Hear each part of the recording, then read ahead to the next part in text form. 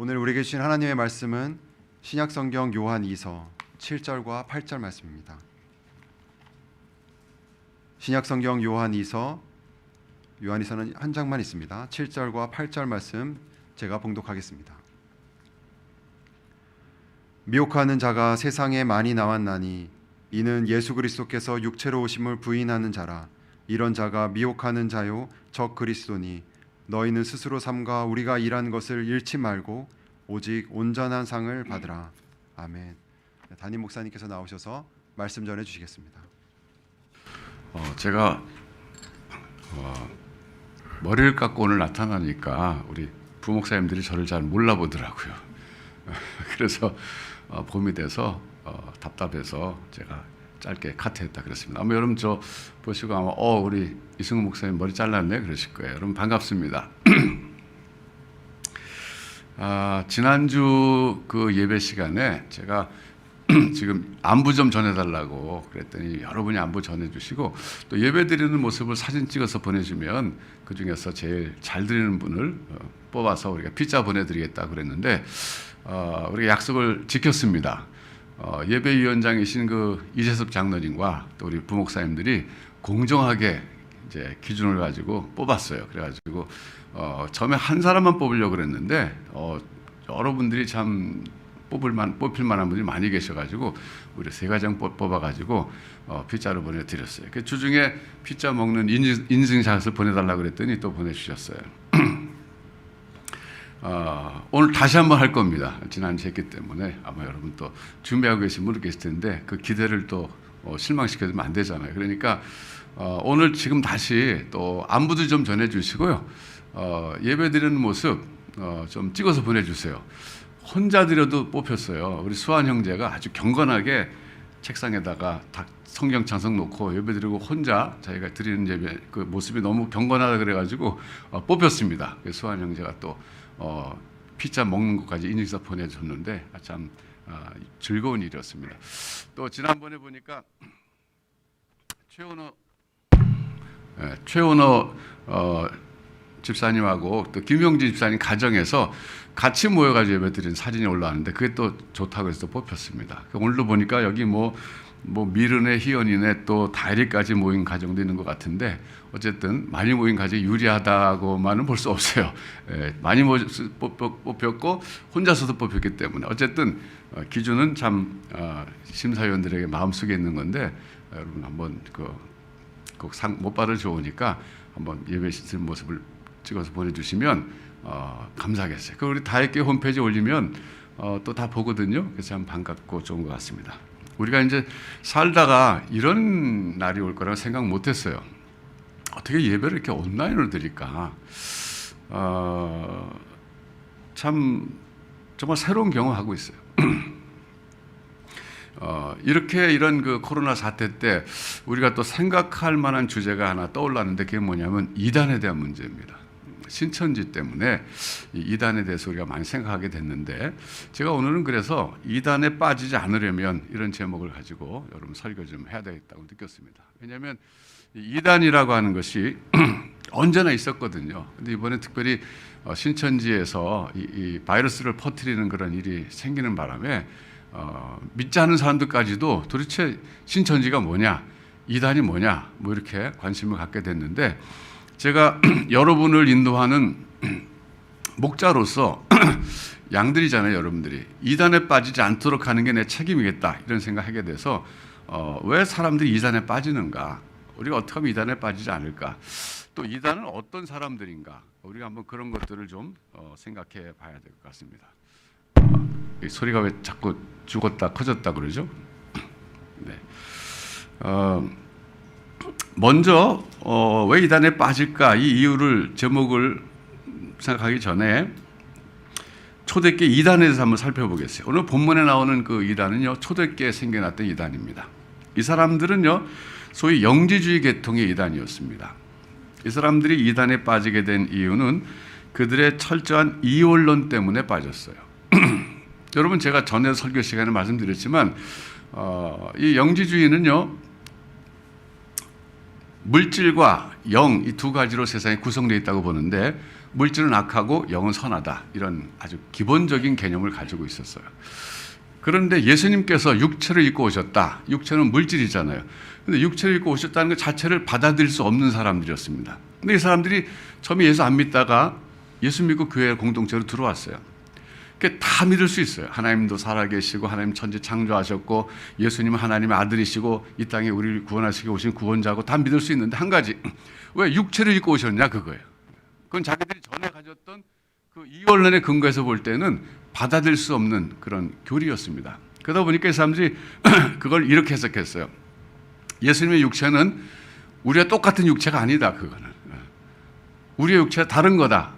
어떻게 하나님의 아들 거룩한 분이 그 악한 물질을 입고 올 수 있느냐. 그러므로 그 육체는 우리와 똑같은 육체가 아니다. 이렇게 말함으로써 예수님의 육체를 말하자면 그 성육신 자체를 변질시켜 버렸어요. 그 이단이 됐어요. 여러분, 그러니까 이 이단의 특징은요, 예수님을 다 믿는데 2% 다른 거예요. 예수님의 육체로 오신 것만 부인해요. 근데 그게 이단이 돼버렸어요. 그러니까 여러분, 이단은요, 한문으로 이단은 끝이 다르다 그런 뜻이에요. 그러니까 다 똑같아요. 98% 똑같아요. 그러다가도 마지막 가서 결정적으로 2%가 다르면 그게 이단이 되는 겁니다. 여러분, 이단들은 열심히 믿어요. 근데 열심히 믿는 게 중요한 게 아니라 바른 콘텐츠를 믿는 게 중요하다는 거예요. 하나님에 대해서 바르게 알고 예수님에 대해서 바르게 알고 믿는 것이 그것이 중요하다 그런 얘기입니다. 자, 초대교회 오늘 본문에 나타난 이단은요, 그래서 이단이 된 것인데, 그러면 왜 이단들이 일어날까? 이 문제 갖고 한번 생각해 보겠습니다. 오늘 여러분들이 좀 노트를 해가면서 들으면 좋을 거예요. 오늘 제가 강의식으로 하니까 좀 몇 가지 노트해 놨다 나중에 한번 복습하셔도 좋을 것 같고, 또 노트하는 가운데 더 정리가 될 겁니다. 왜 이단들이 많이 일어날까? 특히 한국에서 이단들이 많이 일어나요. 그래서 그 이단들이 왜 일어날까? 이 이유를 좀 생각해 보고 싶은데, 첫 번째, 사회적 이유가 있습니다. 그건 뭐냐면요, 사회가 정치적으로 경제적으로 또 여러 가지 이유로 혼란할 때 이단들이 많이 일어납니다. 왜냐하면 사람들이 불안하기 때문에 그래요. 한국 교회에서 일어난 이단들의 그 역사를 분석해 보면요, 6.25 전쟁 이후에 엄청나게 많이 일어났어요. 그러니까 여러분, 6.25 전쟁이라고 하는 것은 우리 한국 사회에 엄청난 혼란이었습니다. 뭐 죽느냐 사느냐는 그런 문제가 달렸던 그런 시기였어요. 지금 코로나와 비교할 수 없을 정도입니다. 그러니까 그런 전쟁을 겪고 난 다음에 사람들은 어디 의지할 데가 없었어요. 그 불안한 심리, 이 속에서 이단들에게 현혹될 수밖에 없었어요. 이단들은 그들의 정신적 위안을 제공했거든요. 여러분, 지금 저는요, 이번에 이 코로나 때 신천지가 그렇게 대구뿐만 아니라 사실은 뭐 그렇게 많이 퍼졌다는 것, 그리고 심지어 그 대구에서 그 의료진들이 121명인가 그 감염됐잖아요. 근데 그 중에 무려 34%인가 31명 정도가 신천지라 그러더라고요, 의료진이. 제가 그걸 보고요, 그렇게도 많이 신천지에 그 의료진이 들어갔을 정도로 그랬었는가 하는 걸 보면서 뭘 생각했냐면요, 지금 우리나라가 여전히 경제적으로 사회적으로 불안하구나. 이단에 소속된다고 하는 것은요, 그만큼 이단이 많이 일어난다는 것 자체가 그 사회가 불안한 사회라는 거예요. 여러분, 유럽 같은 경우 보세요. 이단 별로 없어요, 거기는.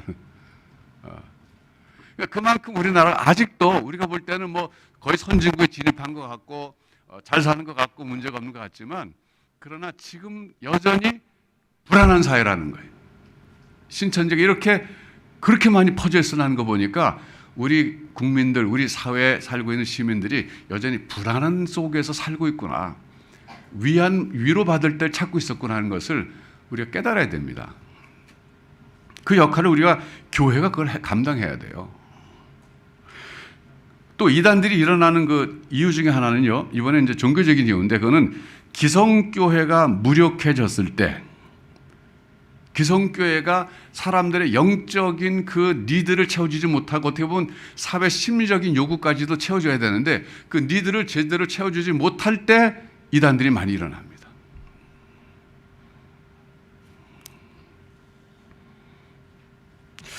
자, 그러면 이단들이 일어나는 이유를 일반적인 이유를 그저 두 가지 살펴봤고요. 세 번째로 생각해 볼 것은 이단들의 특징입니다.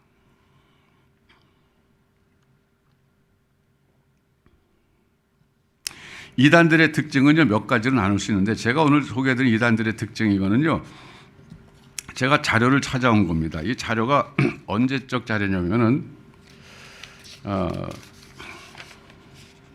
1990년에 한국교회 100주년 기념관에서 이단에 관해서 세미나를 했는데 그때 발표한 것 합동 측 아마 총회 기독교 이단 대책위원회가 발표한 그런 자료였는데 거기서 제가 좀 추렸어요. 정리가 좀 비교적 잘 돼 있기 때문에. 이단들의 특징이 첫 번째가 뭐냐면요, 기성교회를 비난하는 것입니다.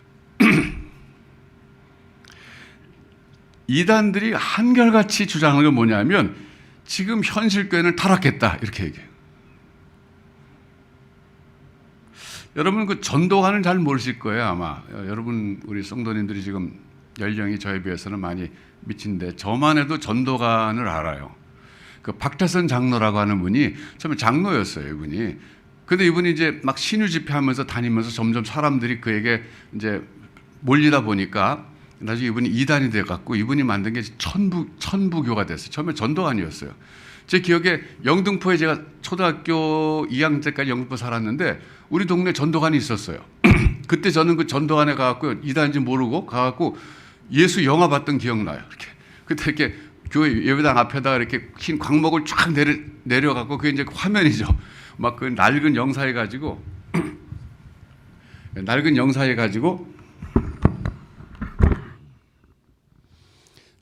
영화 상영했을 때 제가 예수님에 대해서 영화 봤던 기억 나는데 그게 전도관이었어요. 근데 전도관이 한창 일어나 가지고서 뭐라 그랬냐면요, 기성교회는 모두 썩었다. 그리고 그 전도관에서는요 목사를 뭐라 그랬냐면 마귀라 그랬어요. 현실교회는 모든 목사들은 전부 마귀다. 그러면 가지 마라 이렇게 얘기했어요. 그래서 이단들의 첫 번째 특징은 기성교회를 비판한다. 기성교회를 비판하는 정도가 아니라 막 부정한다. 거긴 구원이 없다. 두 번째는요, 시한부 종말론을 주장합니다. 이게 또 이단들의 특징이에요. 거의 모든 이단들이 세상 종말이 가까웠다 그렇게 주장해요. 그리고 주님이 재림하실 날짜가 가까웠기 때문에 이제는 주님 맞을 준비해야 된다. 그러므로 모든 사회적 활동도 적당히 하고 그거 별로 중요한 게 아니에요. 심지어 애들 학교도 보내지 말라 그런 이단도 많았어요. 여러분 신천지도 그러지 않습니까?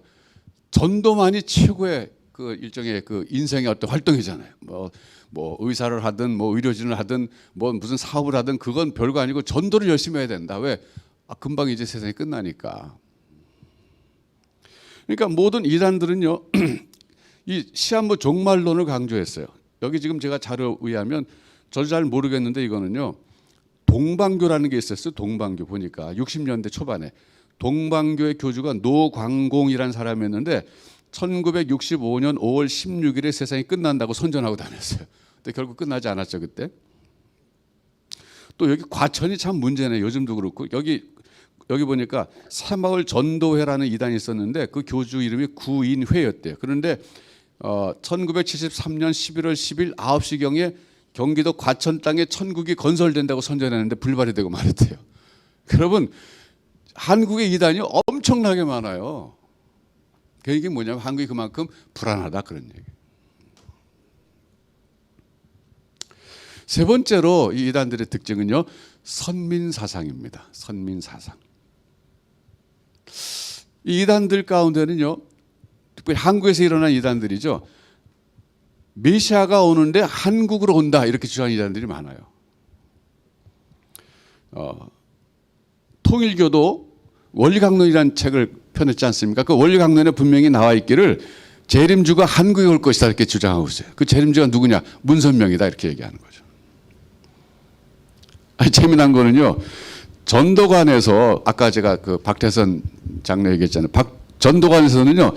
단군이 우리 민족의 조상이죠. 단군이 구약의 단지파에 속한 사람이었대 주장해요. 이게 워드 플레이인지 뭔지 모르죠. 그러니까 그 이단들은요 근거 없는 주장으로 신도들을 잘못 인도하고 있어요. 근데 거기 또 그 믿고 따라가는 사람들이 한심한 사람들이에요. 거긴 뭐 별거 다 있어요. 아리랑도 아리랑 아라리요 아리랑 고개를 넘어간다. 근데 아리랑이 무슨 뜻인지 몰라요 아무도. 그렇잖아요. 근데 이거 이렇게 생각하는 사람이 있어요. 알 하나님이라는 뜻이라는 거, 알. 그래서 알이랑 고개를 넘어간다 이게. 우리 민족은 12지파 중에 하나였는데 거기서부터 일로 왔다는 거예요. 아마 단지파일 가능성이 많다는 거예요. 단군. 근데요 그걸 진작에 믿는 사람들이 있어요. 네 번째는요. 이단의 특징은 독선주의예요. 독선주의의 콘텐츠는 뭐냐면 그 이단에 속해만 구원받는다 이걸 강조해요. 그래서 여러분 주로 써먹는 게 14만 4천이에요. 정말 기가 막혀요. 이 신천지가 이번에 14만 4천 써먹었잖아요. 그러니까 모든 이단들이 항상 강조하는 것 중에 하나가 14만 4천이 자기네가. 그 얘기 뭐냐면 거기에 들어와야만 구원받는다 이거예요. 여러분 이게 생각해 보시면요. 하나님을 정말 이상한 하나님 만드는 교리예요 그거는. 자 생각해 보세요. 인류가 창조돼 가지고 지금까지 흘러왔고 특별히 기독교가 2000년 동안 흘러왔는데 지금까지 구원받는 사람 아무도 없는 거예요 그러면. 한국에서 어떤 교주가 나타나서 이단을 만들어 가지고 우리 공동체들은 14만 4천만 구원받는다 이렇게 주장하면요. 그러면 지금까지 모든 세상에 살고 간 사람 아무도 구원 못 받은 거예요 지금. 하나님 마치 인종차별하는 것 같이 만들어버려요. 그걸 강조한 사람이 전도관이었어요 여러분. 전도관이요. 저 시온 신앙촌 만들었잖아요. 신앙촌 만들어 가지고 거기 들어온 사람만 14만 4천이라고 주장한 거예요. 그래갖고 다 팔고 들어갔어요. 사람들이 그 당시에. 제가 어렸을 때는 그 신앙촌에서 만든 그 담요가 인기가 있었어요. 간장, 신앙촌 간장이 맛있었고요. 또 미륵국가 맛있었어요. 미륵국, 밀크. 그걸 이제 미륵국이라 그랬죠. 이렇게 지금 생각나요. 이렇게 그 한 7개 들었네, 8개 들었네. 그걸 제가 특별한 명절날에만 먹던 건데 간식이었는데 그게 신앙촌에 나온 거였어요. 제가 정말 잘 아는 사람 집안도요. 신앙촌 때문에 망했어요. 돈 많은 집이었는데 엄청나게 돈이 많은 집이었는데 그 돈을 다 팔아가지고 신앙촌 거기 들어갔었어요. 거기 들어가서 애들 교육도 제대로 안 시켰어요. 왜? 금방 재림하실 거니까. 여기 들어오는 사람만 14만 4천이고. 그렇게 될 경우에 하나님 어떤 하나님이냐? 정말 치사한 하나님. 이상한 하나님. 지금까지 수많은 인구가 살다 갔는데 아무도 구원 안 했어요. 유럽 사람 하나도 구원 못 받았어요. 미국 사람 하나도 구원 못 받았어요. 중국 사람 하나도 구원 못 받았어요. 한국 사람 다 구원받지 못해요. 전도관에 속한 그 14만 4천만 구원받아요. 이게 말이 돼요 여러분? 근데 거기에 빠져서 들어간 사람들이 있단 말이죠. 죄송한 얘기지만 그때 멀쩡히 대학 나온 사람들이. 학력과 관계가 없어요. 이단에 빠지는 거는요. 학력과 관계가 없어요.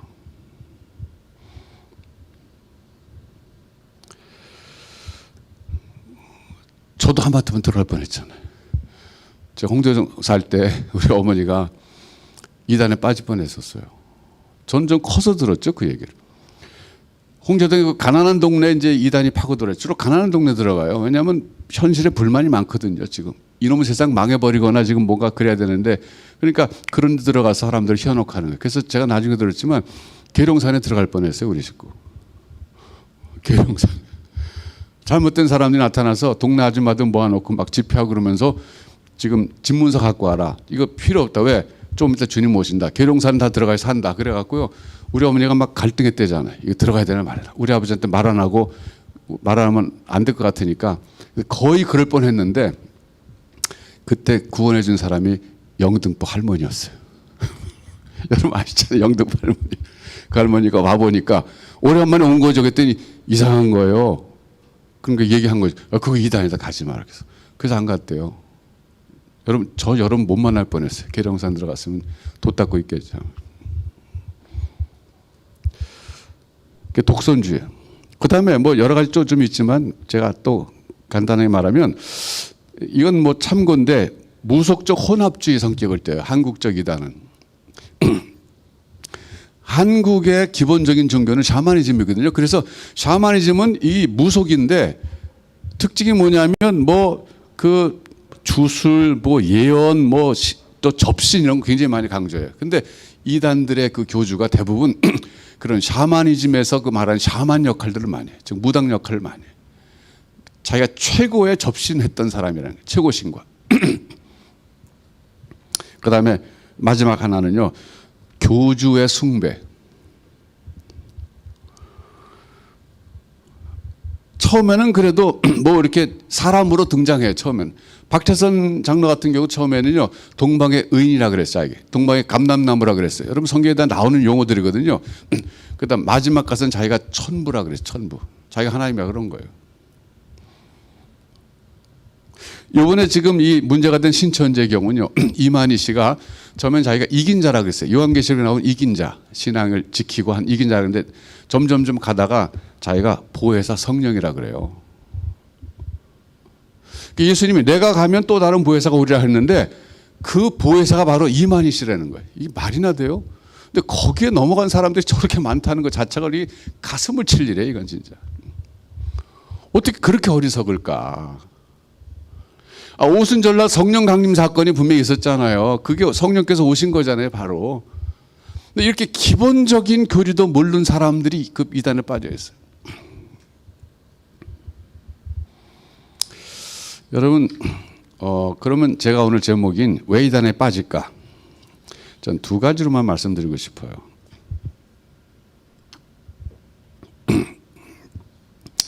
사회 심리적 이유가 있어요.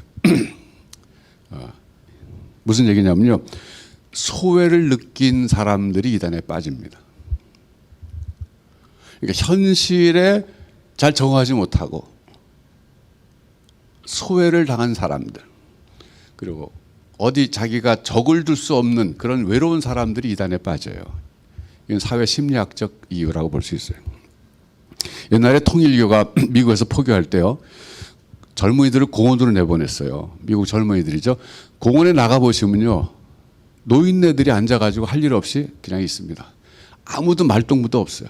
그런데 젊은 사람이 와가지고 말을 걸기 시작하고 친절하게 해주면요. 친구가 되는 거예요. 그걸 계속 반복적으로 만나는 거예요. 그럼 친해져요. 그러다 이제 통일교를 전해요. 그런 다음에 이걸 미국 사람들은 뭐 그냥 교회라고 생각하니까 통일교도 죽을 때 재산을 거기다 다 헌납하고 죽는 거예요. 통일교가 그래서 돈을 많이 불렸어요. 그러니까 외로움을 접촉점으로 해서 다가간 거예요. 이번에 이 신천지에서 젊은 사람들 많이 들어간 이유가 그거라고 하잖아요. 주로 취준생들이 많이 들어갔다 했잖아요. 취준생. 여러분 한국 사회 지금 취준생들은요. 소외된 사람들이에요. 외로운 사람들이에요. 이 사회에 적응하기 어려운 사람들이에요.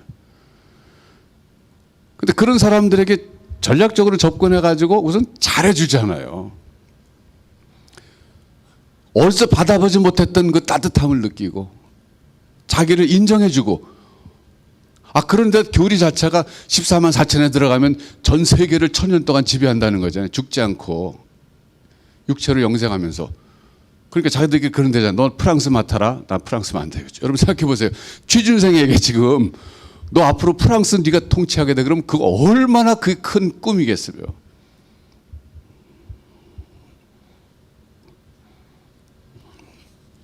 정동섭 교수라고 계세요.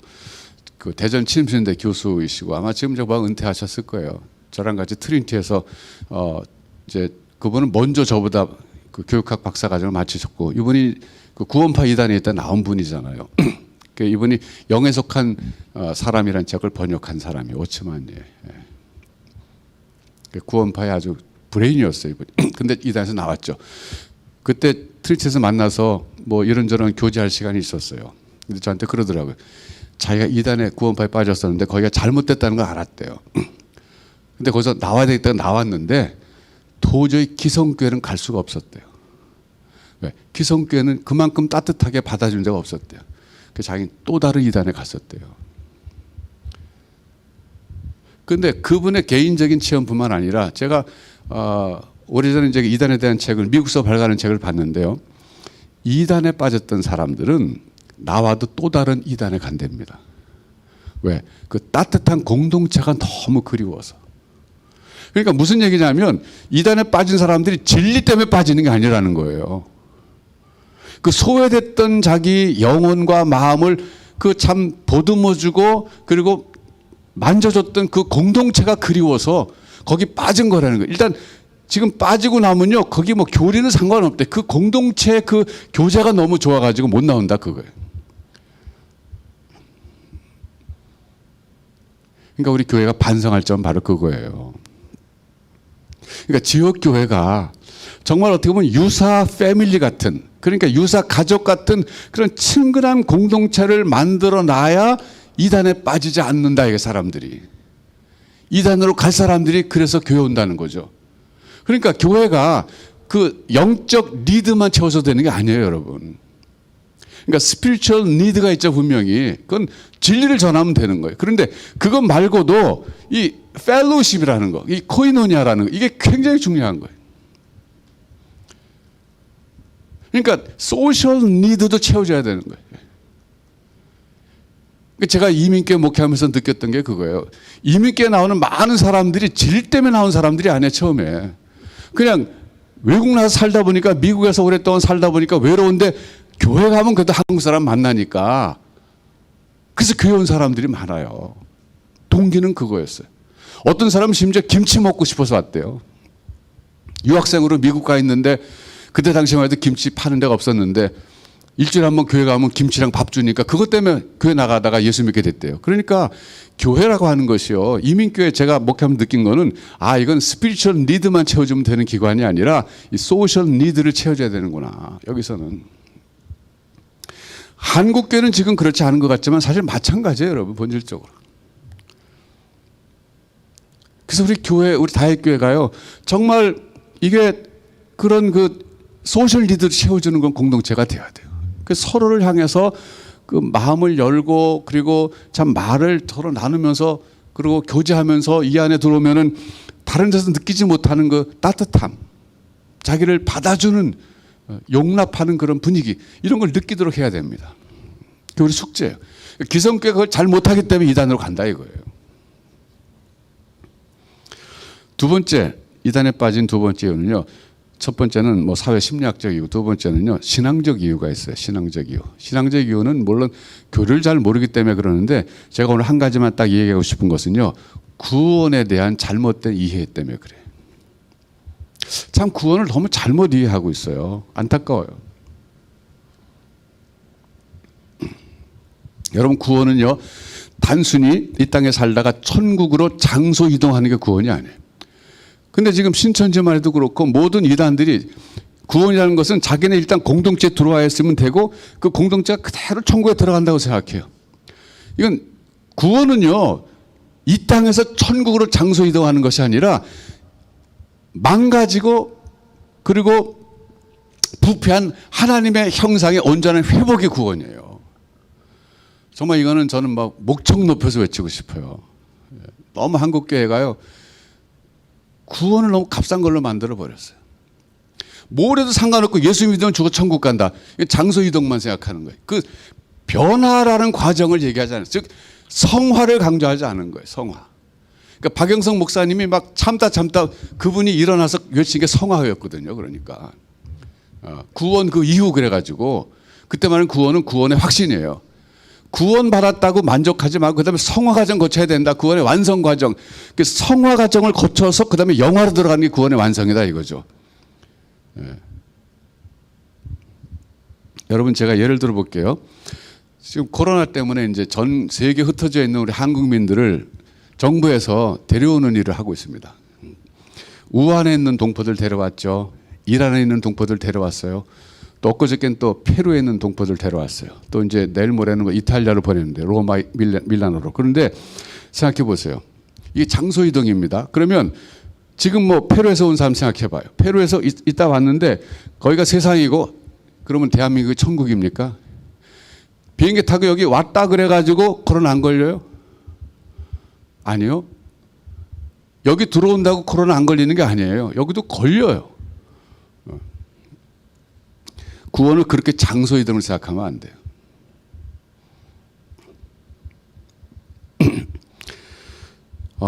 이 성화라고 하는 것이 굉장히 중요해요. 그러니까 이미 우리는 구원에 확신이 있어요. 이건 뭐냐면 구원을 보장받는다 그런 뜻이에요. 구원이 아직 완성된 건 아니에요. 여러분 요한복음 5장 24절 한번 보세요. 요한복음 5장 24절. 구원에 관한 구절인데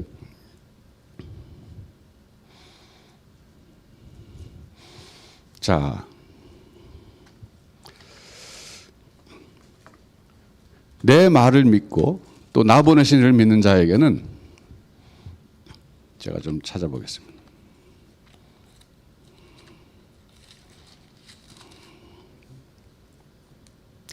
내가 진실로 진실로 너에게 이르노니 내 말을 듣고 또 나 보내신 이를 믿는 자는 영생을 얻었고 심판에 이르지 아니하나니 사망의 생명으로 옮겼느니라.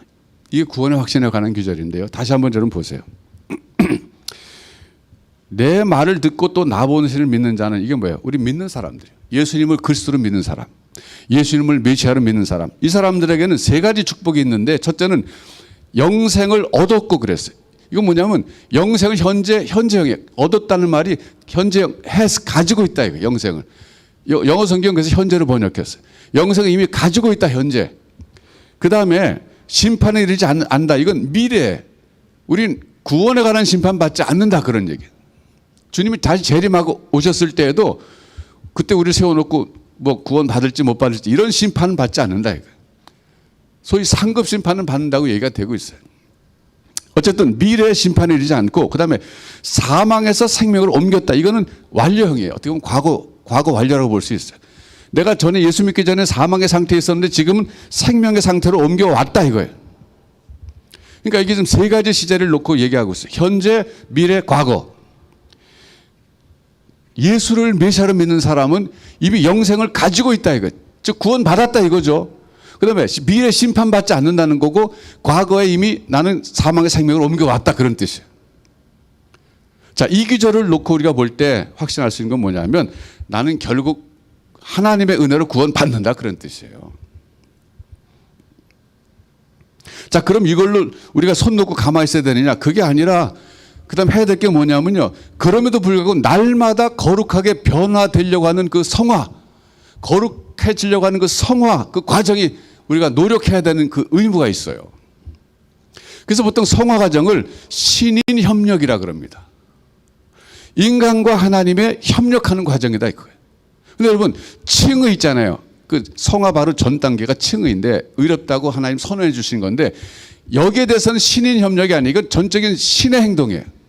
인간이 개입할 수 없는 영역이에요. 하나님이 의롭다고 선포해 주신 거기 때문에 그건 하나님이 단독적인 행위지만 성화 과정만큼은 신인 협력이라는 말씀. 하나님과 인간의 협력.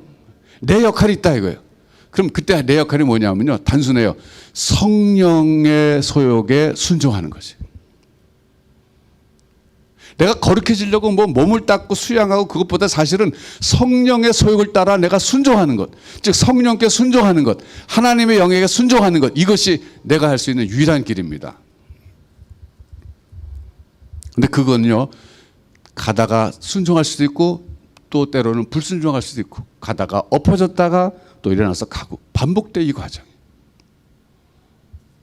그렇지만 여러분 지금 이렇게 보면은 그래프가 이렇게 가다가 또 올라갔다 또 가다가 떨어졌다 그래도 결국은 올라가서 계속 올라가게 돼 있어요. 이렇게 쫙 올라가게 돼. 이게 성화 과정의 특징이에요. 그러다가 사람 죽잖아요. 죽으면 어떻게 되느냐? 그때 비로소 장소 이동하는 거예요. 우리가 이 세상 살다 천국으로 가는 건 죽는 순간이에요. 살아있는 동안에 우리가 늘 성화 과정을 의식하면서 성령께 순종해 나아가는 것이 중요해요. 그래서 사도 바울이 자기는 날마다 죽노라 그랬어요. 자기를 쳐서 복종시킨다 그랬어요. 그 과정이 중요해요. 그러니까 우리 한국교회에서 이걸 잘 안 가르쳤잖아요. 예수 믿으면 믿음으로 의롭다함 받습니다. 그러니까 너무 감사한 거예요. 그 다음에 세상 나가서 성화 과정 자기를 쳐서 복종시키는 걸 잘 안 했잖아요.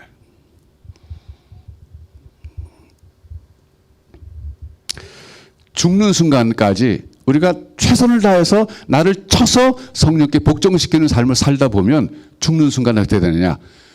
한편 강도처럼 되는 거예요. 내가 오늘 나와 함께 낙원에 있으리라. 낙원에 들어가는 순간 우리는 완전한 성화가 이루어지는 거예요. 그건 하나님의 은혜입니다. 이런 거예요. 여러분 제가 예를 들어 볼게요. 제가 미국에 살 때요. 한국에서 온 성도 가운데 보면 한국에서 빚지고 온 사람들이 있어요. 소위 말하면 빚을 져서 더 이상 살 수 없어서 도망온 사람들이죠. 이런 사람들 미국에 꽤 있어요. 제가 그분들에게 참 얘기하기 어렵지만 좀 이제 정말 어렵게 얘기한 게 뭐냐면요. 지금이라도 한국에 그 빚지고 온 사람한테 한 달에 100불씩이라도 갚으세요. 제가 그래요. 근데 보면 그렇게 한 사람은 없어요. 참 마음 아픈 게 그거는 아니다 싶어요. 물론 돈 뭐 몇천만 원 뭐 몇억 빌렸을 수 있죠. 그러니까 한 달에 100불 받아 갚아보자 얼마 되겠어요. 얼마 안 되지만 중요한 것은요. 마음의 표현이에요. 내가 지금 와서 뭐 한 달에 2,000불 벌어갖고 그냥 뭐 월세 1,000불 내고 뭐 자동차 세금 내고 남는 거 없어서 100불밖에 못 하지만 그러나 당신한테 내가 미안하고 그래서 내가 100불이라도 갚는다. 이 정신이 중요한 거예요. 예, 그렇게 그 갚는 거 내가 그렇게 권해서 한 사람은 없더라고요. 근데 만일에 어떤 사람이 그랬다고 쳐요. 여러분에게 돈 1억을 빚지고 미국으로 도망갔어요. 어떤 사람이. 얼마나 속상하겠어요. 그 빌려줬다는 건 뭐냐면 친하다는 뜻이거든요. 나랑 가까운 사람이었다는 뜻이에요. 그러니까 돈 잃고 사람 잃은 거예요. 그런데 그 사람이 가서 안 갚다가 언제부턴가 100불씩 보내오면서 편지를 보내왔어요. 내가 미국 와서 돈은 많이 못 벌어서 한꺼번에 1억 못 갚지만 내가 한 달에 100불씩 내가 꼭 갚겠다. 이제 갚았는데 한 2년 갚았어요. 2년 갚았어요. 2년 갚아 얼마예요? 한 달에 100불. 2,400불. 2,400불 갚았는데 그 사람이 죽었어요. 2년 갚다가 그럼 나머지 여러분 어떻게 하겠어요? 그냥 탕감해 주는 거예요. 아, 그래도 고맙다 그 사람. 다 갚지 못했지만 그래도 살아있는 동안에 나한테 그렇게 100불 보내줘서 내가 좀 위로도 됐고 됐다 그랬잖아요.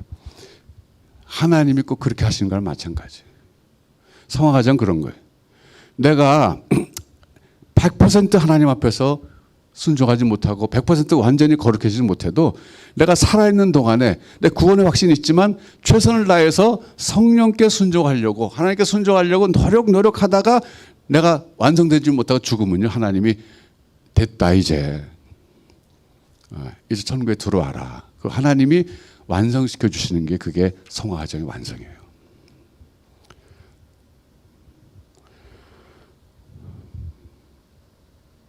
페루에서 온 사람 가운데 지금 16명이 지금 증상이 있어서 검사받고 있는데 그 사람들은요. 한국 온다 그래서 그게 싹 낫는 게 아니에요. 페루에서부터 건강했어야 돼요. 페루에서부터 건강하기 위해서 안 걸리기 위해서 노력하고 그러고 그런 사람이 한국 오면은 여기가 천국이 될 수 있지만 그런 거 없이 병 걸려서 여기 한국 온 사람은 여기 한국도 천국은 아니에요. 구원도 전 마찬가지 생각해요. 장소 이동에 생각하지 마세요. 천국 가면 그냥 완성된다. 그거는 한편 강도 경우예요. 한편 강도는 성화 과정이 없었어요. 그냥 하나님 은혜 끝나버렸어요. 나머지 우리들은요 그렇지 않아요.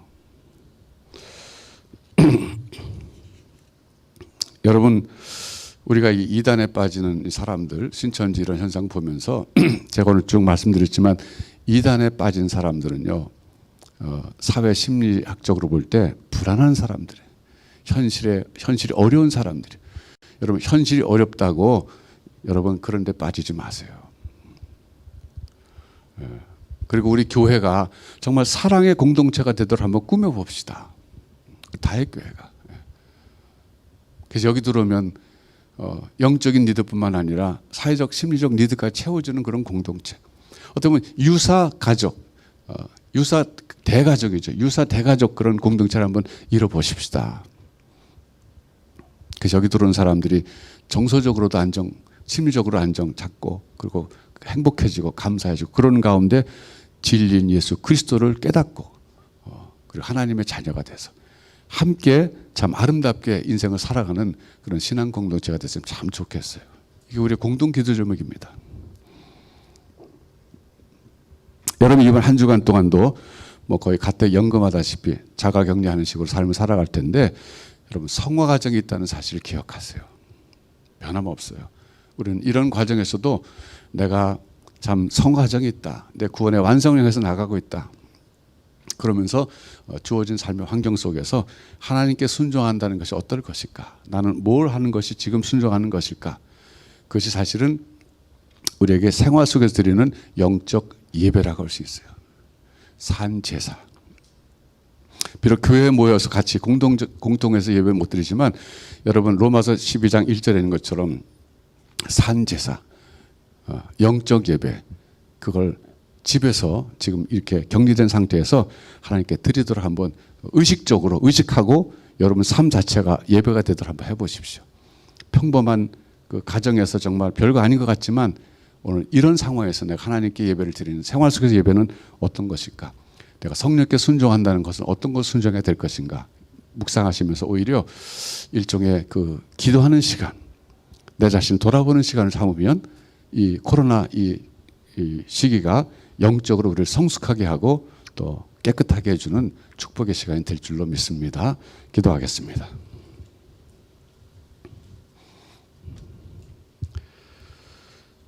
하나님 아버지 감사합니다. 이 시대에 신천지 같은 이단이 일어났다는 것은 아직도 우리 사회가 불안하고 특별히 젊은 사람들이 많이 거기에 들어갔다고 하는 것 자체가 젊은이들이 불안해하고 있다는 증거로 받아들입니다. 그들을 교회가 수용하지 못한 죄를 용서하여 주시옵소서. 우리 다윗교회도 정말 사랑의 공동체가 되게 하여 주시옵소서. 그래서 사회적으로 소외된 사람들이 왔을 때 이들이 적응하게 도와주시고 마음의 평안을 얻을 수 있는 참다운 신앙 공동체, 사랑의 공동체가 되도록 변화시켜 주시고 우리로 하여금 더욱더 노력하게 하여 주시옵소서. 우리 성도들 가운데 단 한 사람도 이단에 빠진 사람 없도록 도와주시고 보호해 주시며 그리고 특별히 구원에 대해서 바르게 이해하게 하여 주시옵소서. 그 잘못된 이단의 현혹에 넘어가지 않게 도와주시고 오히려 그들을 선도할 수 있는 그런 구원에 확신 있는 사람들, 바른 구원 가진 사람들 되게 하여 주시옵소서. 다시 한번 간구하오니 이 시대에 우리 다윗교회가 하나님 마음에 합한 교회로서 많은 소외된 사람들을 사회적으로 심리적으로 영적으로 품는 주님의 공동체가 되도록 축복하여 주시옵소서. 이번 한 주간도 가정에서 주로 지내게 될 때 주님 산 제사를 드리게 해주시고 영적 예배를 드리는 우리 성도들 되게 축복하여 주시옵소서. 그래서 영적으로 더욱더 성장하고 깊어지는 은혜의 기간들이 되게 하여 주시옵소서. 다시 한번 간구하오니 이 땅에서 또 전 세계에서 이 코로나가 종식될 수 있도록 하나님이 긍휼을 여겨주시고 은총을 베풀어 주시옵소서. 예수님의 이름으로 기도하옵나이다. 아멘.